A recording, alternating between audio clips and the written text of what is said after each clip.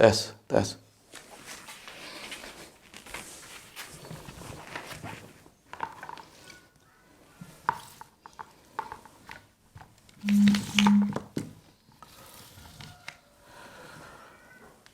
Bismillahirrahmanirrahim. Assalamualaikum warahmatullahi wabarakatuh. Ketemu lagi kita seperti biasanya dalam kajian-kajian berikutnya. Saya minum dulu. Bismillahirrahmanirrahim. Alhamdulillah.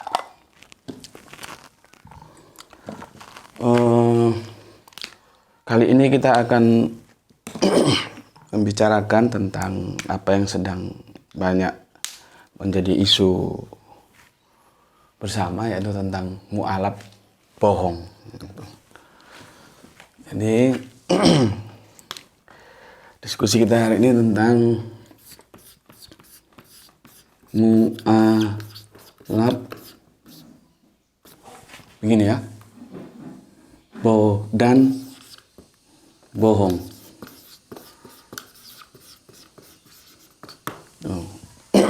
Yang sedang ramai dibicarakan itu. Maka kita diskusinya hari ini tentang mu'alaf dan bohong. Gitu. Oke, sebelumnya aku jelaskan dulu supaya kita sama-sama clear, sama-sama tahu. Gitu. Begini, mu'alaf itu berasal dari bahasa Arab yang berarti tunduk, menyerah, dan pasrah. Itu variannya ya.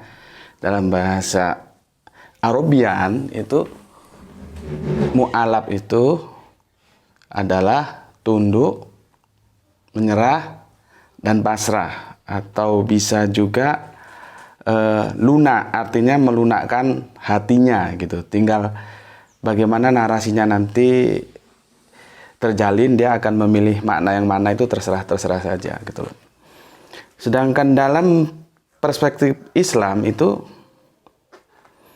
mu'alaf terminologinya menunjukkan kepada seseorang yang baru masuk Islam. Artinya di sini kalau kita kembalikan ke atas, dia tunduk terhadap hukum, aturan, ajaran, cara hidup yang dinamakan Islam itu gitu. Atau gampangnya mu'alaf itu adalah orang yang baru masuk Islam gitu loh. Meskipun yang dikatakan mu'alaf itu dalam jangka waktu berapa lama dia bisa dibilang mu'alaf, itu belum ada sebuah kesepakatan antar ulama gitu.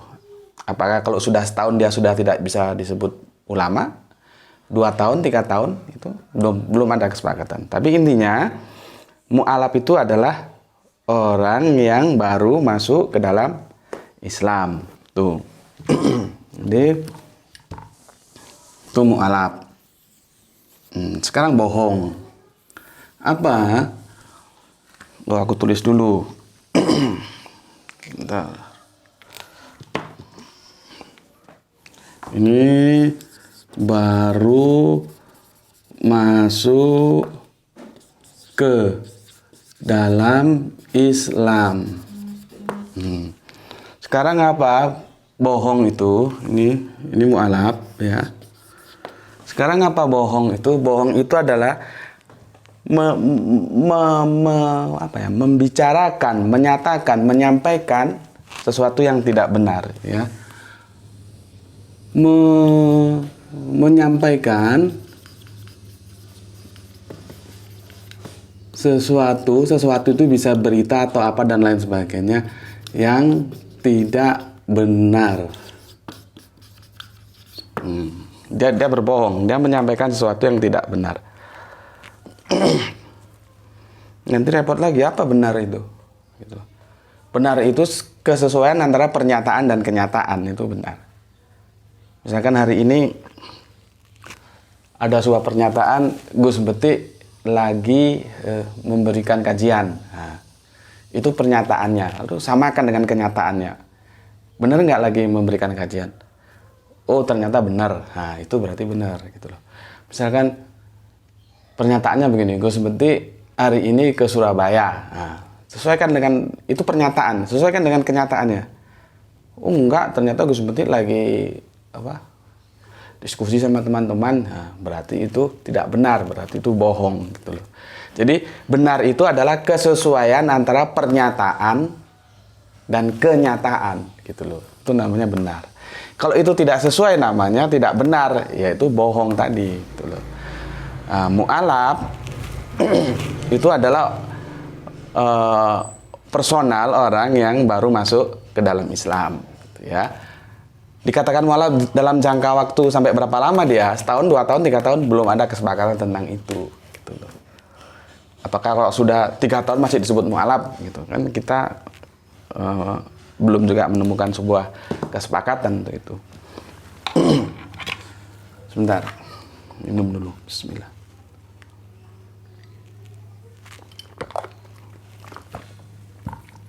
Oke, sekarang mu'alaf dan bohong. Aku bagi 2. Sebentar. 1 itu bohong ya ke dalam 2 bohong ke luar tuh ya. Apa bedanya antara bohong ke dalam dan bohong keluar ini ya? Kalau bohong ke dalam itu yang dibohonginya umat Islam, jadi dia bohong kepada Islam, yang dibohongi Islam. Islam itu kita yang Islam ini dibohonginya. Tuh loh. Bohong keluar yang di luar Islam, goiru Islam atau yang di luar Islam.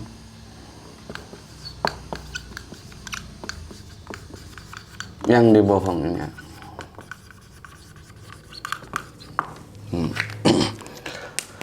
Meskipun sebetulnya pada hakikatnya kalau dia bohong terhadap yang di luar Islam, dia juga sebetulnya ya bohong juga kepada Islam gitu loh. Jadi ini hanya untuk membagi supaya kalian paham bagaimana pola-pola pembohongan yang terjadi di lapangan gitu. Kebetulan Arimatea itu juga menangani kasus-kasus mu'alaf di lapangan begitu. Jadi kita ada beberapa kasus yang kita tangani gitu. Oke. Bohong ke dalam itu yang dibohongi Islam. Artinya apa? Mereka pura-pura menjadi mu'alaf. Padahal ada sebuah tujuan tersembunyi di balik dia menjadi mu'alaf. Jadi dia nggak benar-benar masuk Islam, bohong, hanya sebuah strategi untuk sebuah tujuan tertentu. Tujuannya apa? Itu bisa materi, bisa non materi. Kalau non materi itu biasanya pernikahan, gitu loh. Dia menikahi wanita muslimah karena di dalam Islam itu tidak boleh kawin campur, tidak boleh. Karena perkawinan itu termasuk syariah dalam Islam, makanya Islam harus menikah dengan Islam, gitu loh. Meskipun dari tinjauan fikih ya, teori hukum fikih mengatakan dulu, karena sekarang jadi perdebatan lagi, dulu itu memang boleh kawin campur, tetapi yang laki itu Islami, yang perempuannya itu bukan Islam, dengan tujuan yang laki nanti setelah menikah bisa membimbing yang perempuan untuk menjadi Islam gitu loh. Itu dulu gitu. Yang disebut di Al-Quran juga ada disebut tentang ahli kitab gitu loh. Tapi itu nantilah karena itu tinjauannya nanti ke fikih, kita tidak bicarakan itu, hanya sekedar informasi aja. Jadi yang dibohongi Islam tadi, satu tadi tujuannya adalah untuk pernikahan gitu loh. Nah, nanti setelah menikah, kalau dulu itu biasanya kasus-kasus di lapangan itu setelah punya anak, dia kembali ke agama asalnya gitu. Saya bilang agama asal ya terserah agama asalnya apa, dia kembali gitu loh. Karena mu'alaf ini juga ini general gitu loh. Orang yang masuk Islam, orang yang baru masuk Islam, dia nggak berbicara agama lalunya apa, pokoknya di luar Islam. Namanya masuk Islam berarti kan dia awalnya di luar Islam, baru dia masuk gitu loh. Ya, jadi general. Gitu juga di sini general juga gitu loh. Jadi dia menikahi wanita muslimah, ya, wanita-wanita Islam, berpura-pura masuk Islam. Kalau dulu itu biasanya setelah punya anak gitu loh, baru dia kembali ke agama asalnya. Tapi sekarang ada tren baru, belum punya anak begitu nikah, nggak sampai setahun 2 tahun, yang laki bergaining sudah. Kalau mau ikut agamaku, kita lanjut, kalau enggak kita bubaran. Gitu. Artinya dalam kasus itu yang dibohongi Islam.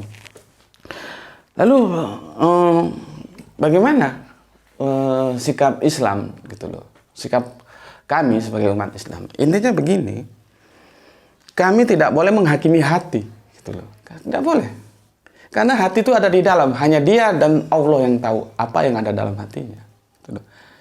Begitu dia berniat mau mu'alaf, ya kami terima, kami syahadatkan sesuai dengan tata acara hukum yang berlaku dalam Islam, bersahadah gitu loh. Jadi apapun motivasi ada di balik itu, kami tidak boleh menghakimi hati. Kami menghakimi apa yang kami lihat. Maka dari itu biasanya ketika ada orang yang minta diri untuk dimu'alafkan dengan membacakan 2 kalimat syahadat, itu memang kami harus lihat-lihat dulu itu gimana kira-kira ya, gini kita lihat informasi kanan kiri gimana. Itu pun hanya sebagai sebuah kehati-hatian saja gitu. Akhirnya kalau dia minta dimu'alafkan, ya kita mu'alafkan gitu. Karena kita tidak boleh menghakimi hati gitu.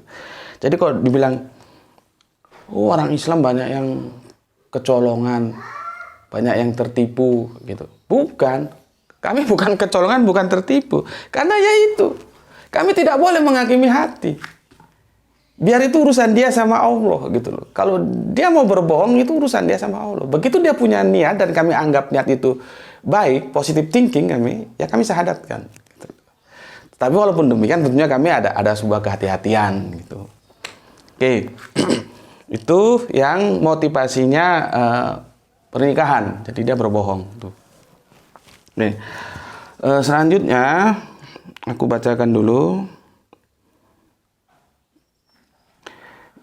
Ini tertera secara tekstual di dalam surat At-Taubah. Jadi aku tulis di sini ya supaya enak. Aku pasti tuliskan supaya kalian juga bisa ngecek nanti di Al-Qur'an kalian. Ya. Di sini aja ya, nampak ya, sini ya. Quran surat, tulisannya jelek gini aja, miling At-Taubah.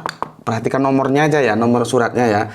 9, nomor ayatnya 60 gitu. Nah, ini ya. Di Quran surat At-Taubah surat 9 ayatnya nomor 60. Haus terus aku, berak balik minum. Bismillahirrahmanirrahim.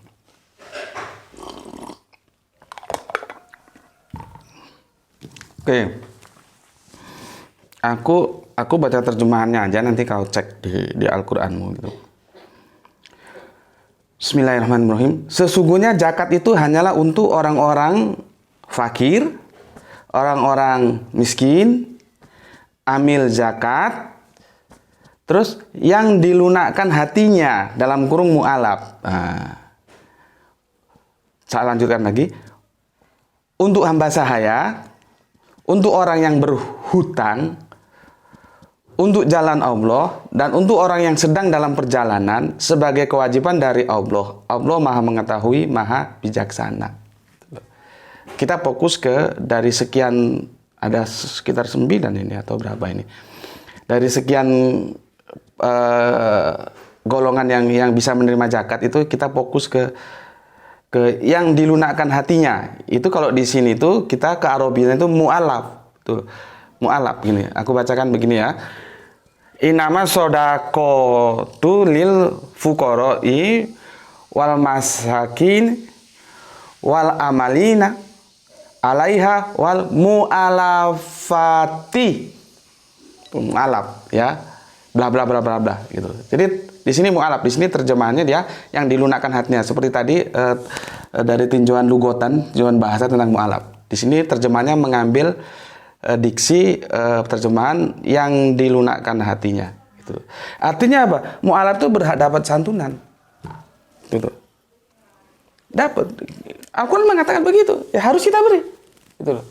Karena Al-Quran itu tekstual, bukan tafsiran, bukan enggak, tekstualnya bahwa Al-Quran itu berhak mendapatkan zakat gitu loh. Nah, kalau tadi karena perkawinan, ada mu'alaf juga yang bohong orientasinya materi gitu. Kenapa? Orang Islam itu akan memberikan sesuai aturan hukum yang berlaku dalam Al-Quran gitu, memberikan katakanlah bantuan finansial, tentunya sebatas kemampuan gitu loh. Itu diberikan gitu loh. Ada satu kasus beberapa waktu yang lalu, satu keluarga itu masuk Islam. Jadi ada bapaknya, ada ibunya, ada anaknya, 1 atau 2 saya lupa itu. Akhirnya kita kontrakkan rumah, ternyata dia tiba-tiba keluar dari rumah setelah menerima bantuan. Tiba-tiba begitu lagi dia di tempat lain, begitu lagi dia di tempat lain. Akhirnya kita semua tahu, kan dia kalau berpindah-pindah tempat, informasi tentang dia kan terus saja beredar dari teman-teman ke teman sesama aktivis dakwah kan. Kemarin begini gitu. Jadi kasihan juga. Dia kira kita tidak tahu, padahal kita tahu kemana dia akan lari gitu loh. Jadi dia menipu di sini, kita tahu itu tersebar, dia menipu lagi di sini gitu loh. Itu satu keluarga. Udah yang laki agak sepuh gitu. Dan kita kontrakkan rumah, akhirnya tiba-tiba ketika dari teman-teman kita ada yang datang, dia sudah kosong, rumah sudah kosong, udah pergi entah kemana. Oke, tentunya dia sudah dapat bantuan materi ya, karena sesuai dengan surat At-Taubah tadi, dia berhak menerima zakat tuh, mu'alaf punya hak, artinya bantuan materi. Gitu. Artinya kalau zakat jelas, kalaupun tidak zakat kita boleh-boleh saja untuk membantu.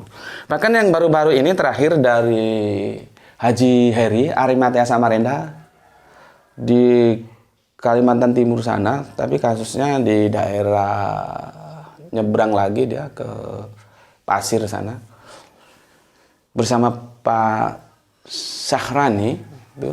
Jadi Pak Haji Heri ini, Heri Hermanu nama lengkapnya itu, Arimatea, sesepuhnya Arimatea Samarinda, Kaltim gitu. Ada 2 orang mu'alaf dan ini mereka sama-sama bujang, ternyata mereka berpacaran gitu. Dan langsung kita syahadatkan dua-duanya, langsung kita nikahkan dan kita rayakan. Jadi pesta seperti pesta biasa begitu. Gitu. Artinya apa? Ya karena juga motong sapi, ya itu bukan biaya kecil, itu biaya besar gitu loh. Jadi kita positive thinking gitu. Ada orang mau alat, oke, berapa dengan pasangannya, bagaimana nikah sekalian, oke, kita nikahkan dan kita ramai-ramaikan. Kemarin di Facebook sempat saya unggah itu. Silakan kalau mau konfirmasi, mau cross check di Facebook saya gitu. Di scroll aja ya, karena itu sudah berapa unggahan gitu. Itu mu'alaf yang bohong ke dalam ya, dia membohongi Islam. Tuh. Terus yang kedua, mu'alaf yang bohong keluar gitu. Artinya dia orientasi berbohongnya itu kepada yang di luar Islam. Gitu loh. Sekarang sedang ramai dibicarakan tentang keadaan mu'alaf yang saya dengar dari informasi media sosial ini, katanya berbohong itu ya. Terutama itu yang lagi marak itu tentang pendidikan atau strata pendidikan. Ada mu'alaf katanya S2 di sini S3 di sini, doktor atau apa atau master atau dia dulu sebelum mualaf jadi ini jadi itulah. Kira-kira begitulah anunya polemiknya ya.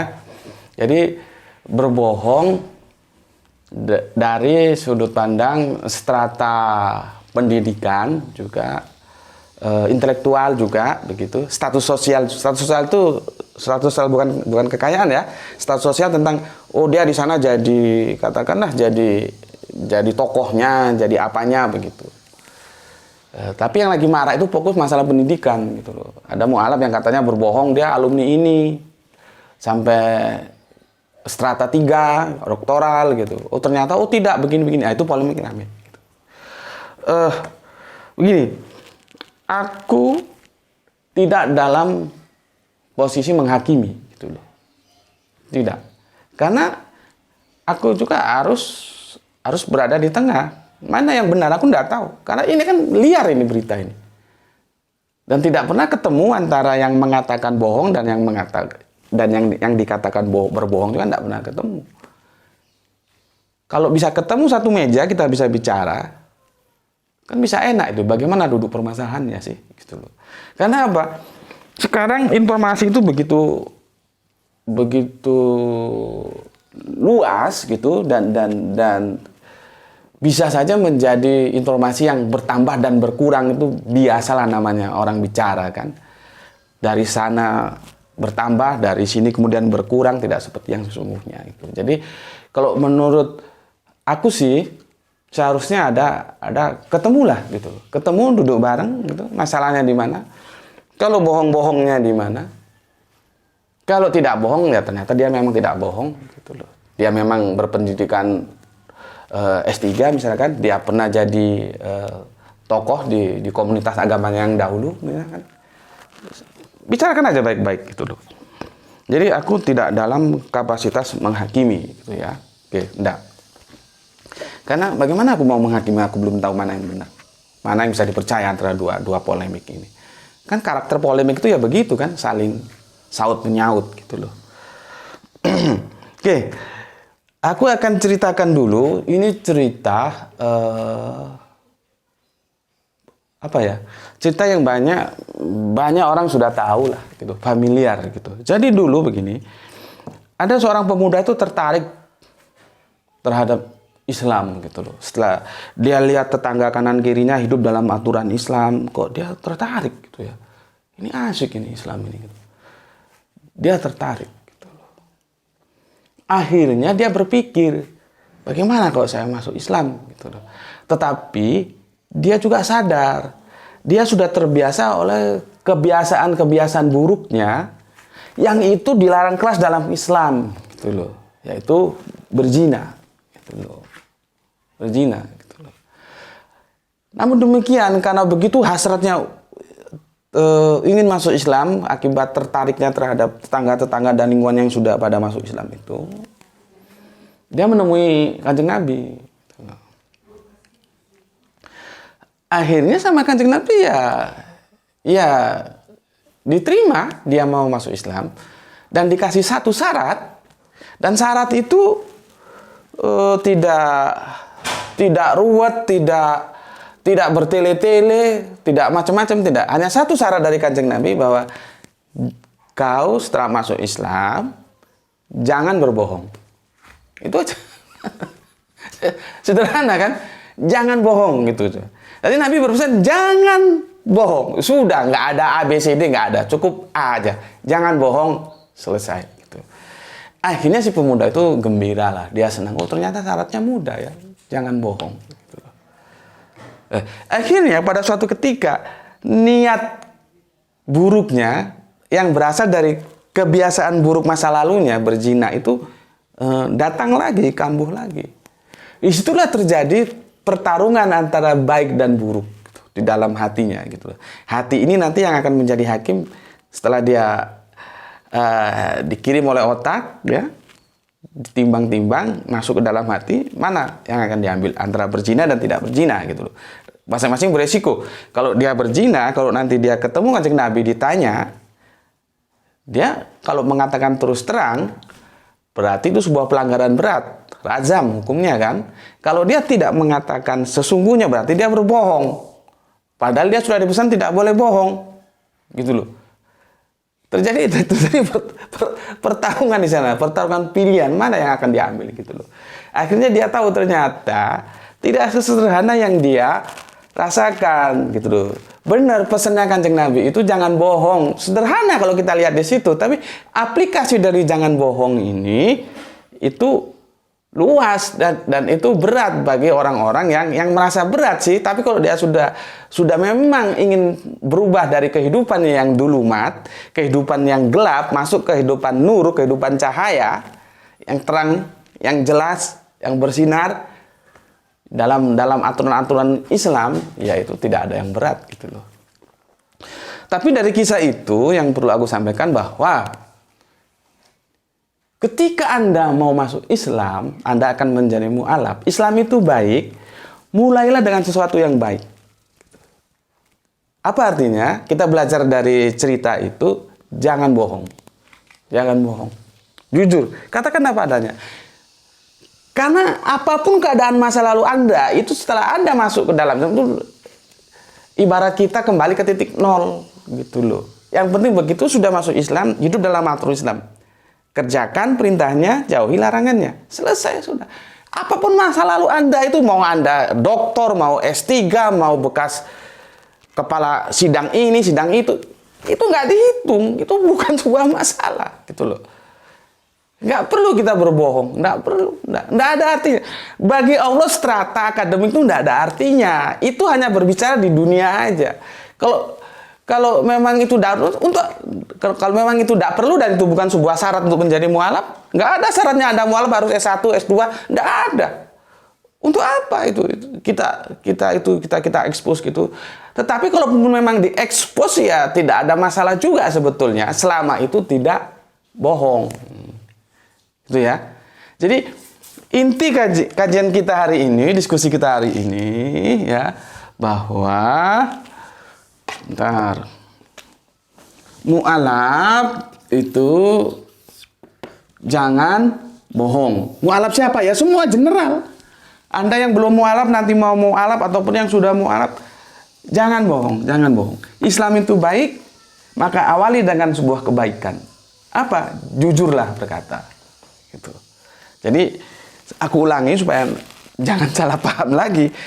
Kajian ini tidak dalam rangka menghakimi gitu loh, tapi memesankan kalau kita akan menjadi mu'alaf jangan bohong gitu. Dengan contoh kisah pada zaman Rasulullah Kanjeng Nabi Muhammad yang aku ceritakan tadi gitu. Jadi itu aja yang bisa aku sampaikan. Semoga sebentar, haus lagi. Bismillah.